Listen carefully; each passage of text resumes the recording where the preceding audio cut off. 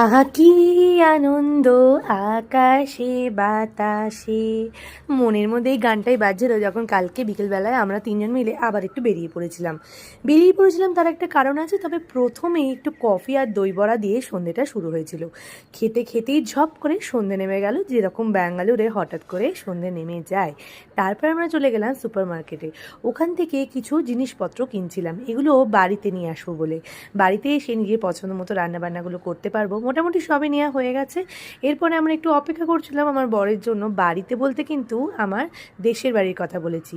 তারপর চলে গেলাম একটা গিফট শপে, কারণ কালকে আমার একটা খুব প্রিয় পুচকির জন্মদিন, মানে আজকেই জন্মদিন আর কি। তো আমরা এই দোকানটা থেকেই সবসময় কেনাকাটা করি। এত সুন্দর জিনিসপত্র পাওয়া যায়, প্লাস্টিক, সফট টয় সবই কিন্তু বেশ ভালো কোয়ালিটি। এই প্লাস্টিকগুলো ইউজ করলে বাচ্চাদের কোনো সমস্যা হয় না বলেই বলে।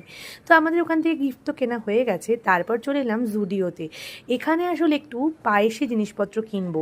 আমি আর ভেতরে ঢুকিনি, মেয়ে আর বাবা মিলেই সব শপিং করে নিয়ে চলে এলো ওই চাল আর চিনি, ওই পাশের বাড়ির পুচকিটাকে জন্মদিনে একটু পায়েস করে দেবো বলে।